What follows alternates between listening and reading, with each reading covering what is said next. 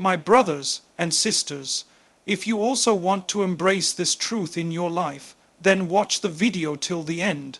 When a cat enters your life, one of the first hidden signs you may be witnessing is a reminder of Allah's mercy and compassion. You see, in Islam, mercy is not an abstract idea, it's something we're meant to live, breathe, and embody.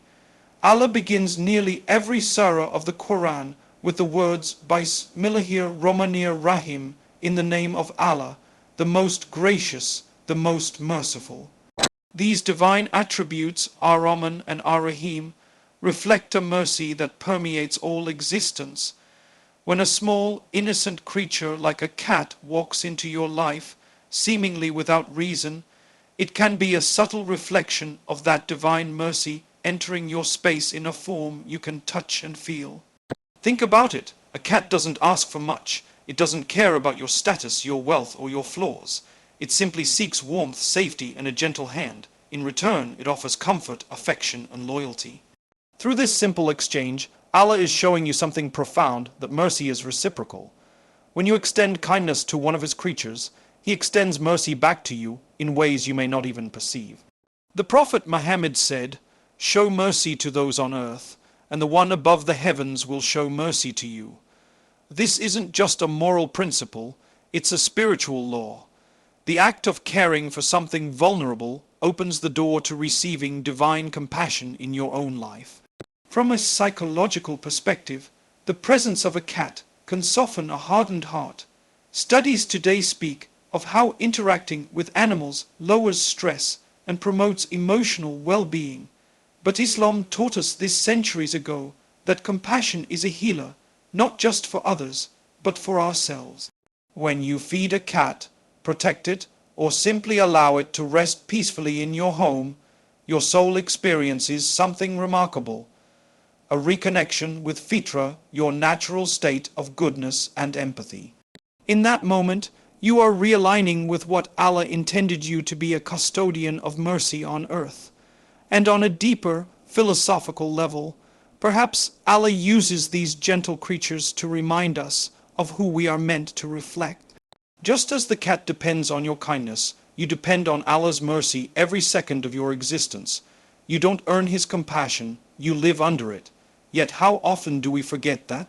When you look at a cat curling up beside you without a worry in the world, you're witnessing Tawakkul, complete trust in its provider.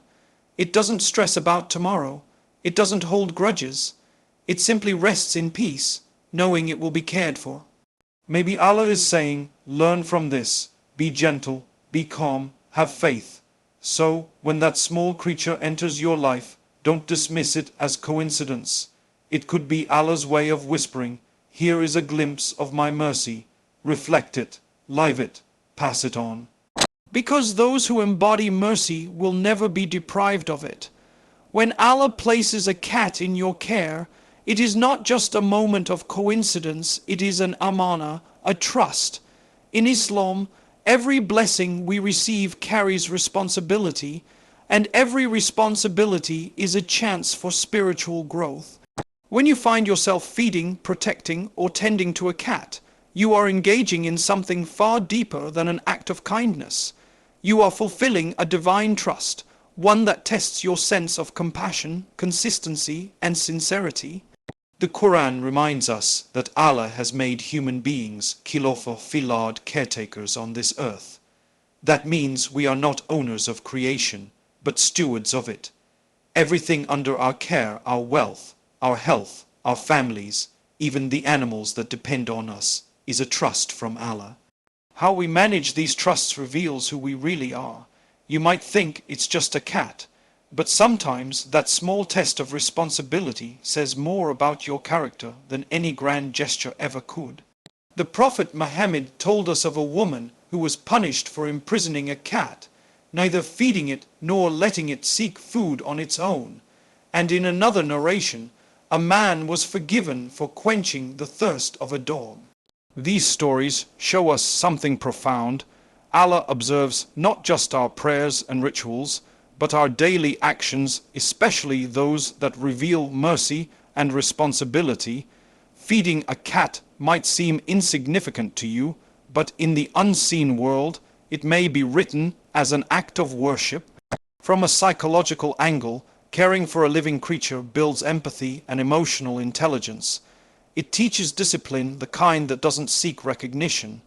You have to feed them on time, clean after them, and stay gentle even when they test your patience. These small, repetitive acts refine your soul. They remind you that true faith is not just in what you say, but in how you live consistently, quietly, with purpose. Philosophically, responsibility shapes the very core of who we are.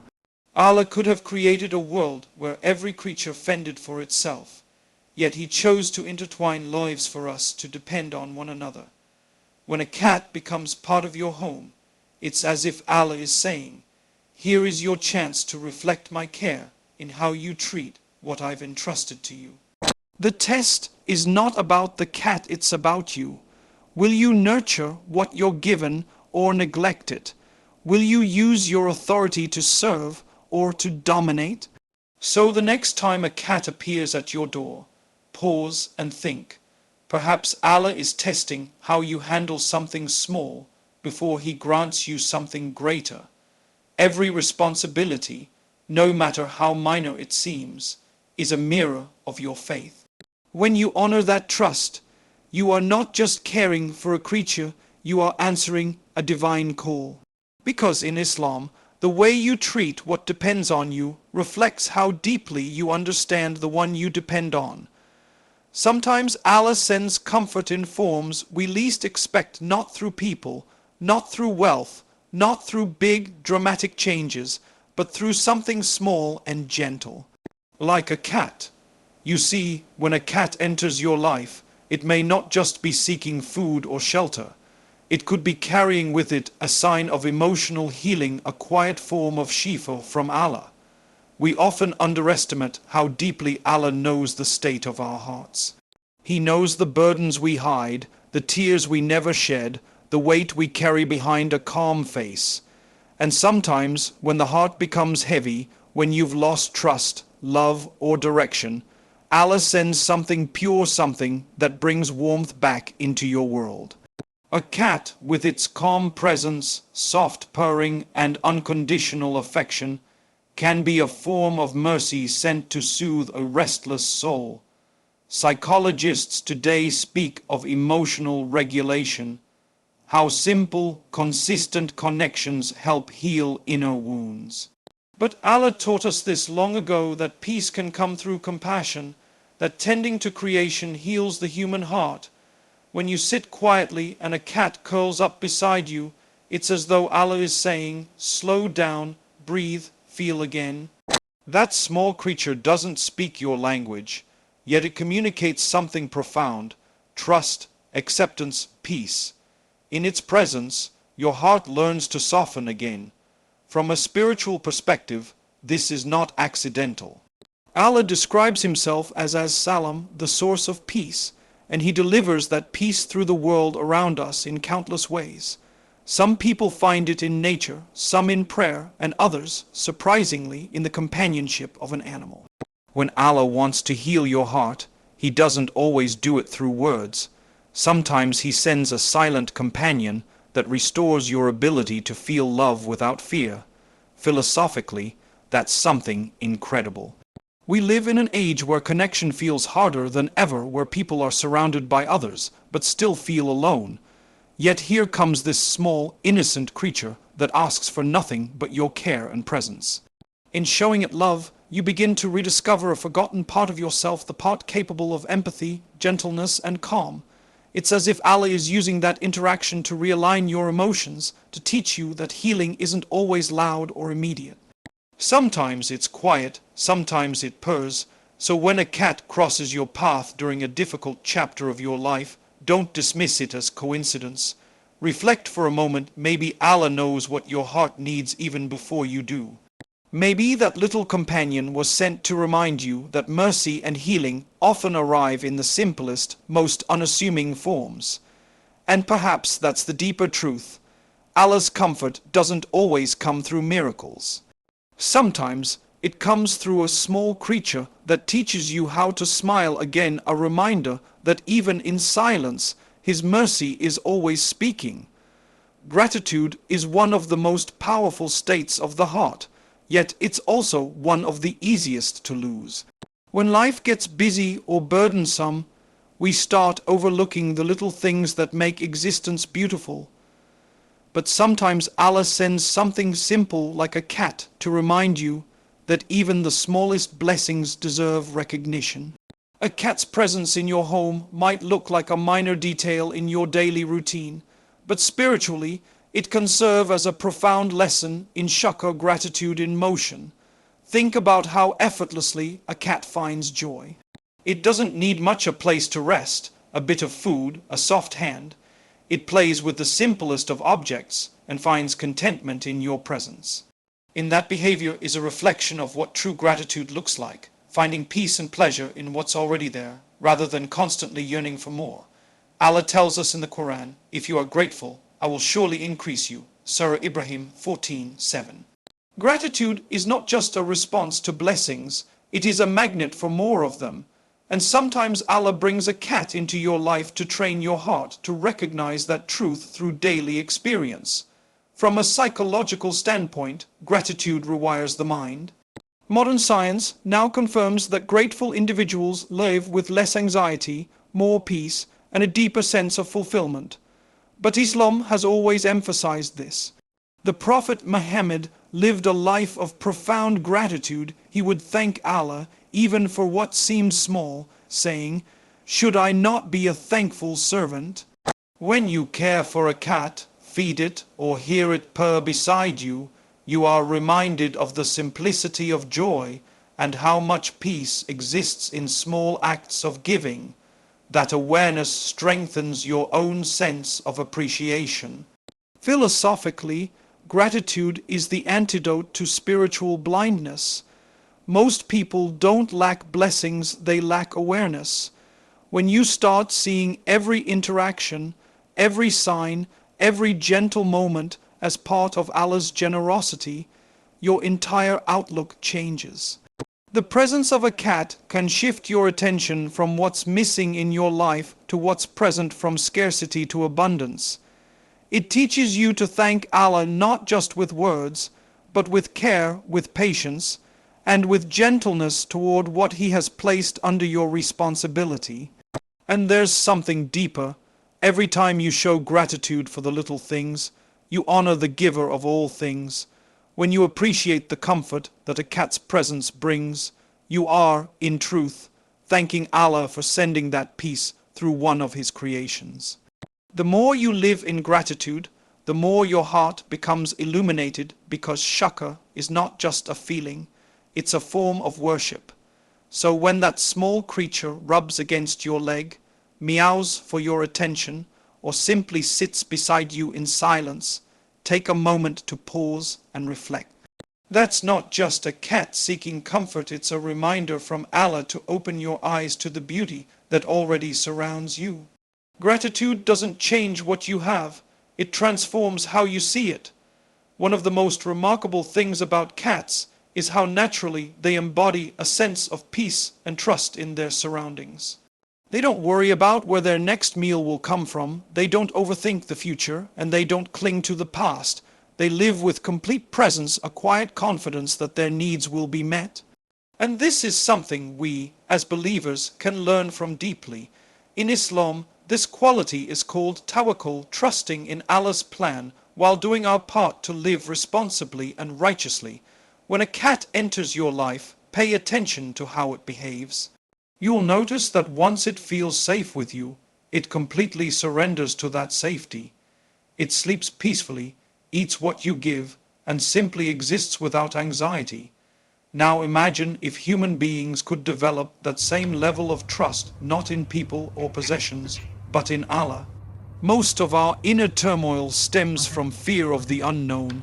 Will things work out? Will I be okay? Will I lose what I love? Yet Allah reminds us again and again in the Quran that He is Al-Wakil, the best disposer of affairs. Psychologically, trust is one of the hardest states to maintain because it requires letting go of control. We live in an age that glorifies self-reliance, independence, and certainty, but faith operates differently. True faith is about effort combined with surrender, doing your best, while knowing the outcome rests with Allah alone. A cat doesn't worry about how the world will treat it tomorrow. It focuses on the moment it's in. Perhaps that's why Allah allows such creatures to cross our paths, to demonstrate that peace comes not from having control, but from trusting the one who already controls everything. Philosophically, Tawakkul is not passive resignation, it's active faith. It doesn't mean we sit back and do nothing. It means we take every step with the calm assurance that whatever happens, Allah's wisdom is behind it. That mindset frees you from fear. When you observe a cat, you'll see it moves with grace and balance, never rushed, never panicked. It's a living reminder that calmness is born from trust. You can almost hear Allah's message through its quiet presence. Do your part and leave the rest to me. So if you've been feeling anxious, uncertain, or restless, and suddenly a cat starts appearing around you, don't ignore that moment. Maybe it's a subtle nudge from Allah to reflect. Have you been relying too much on yourself?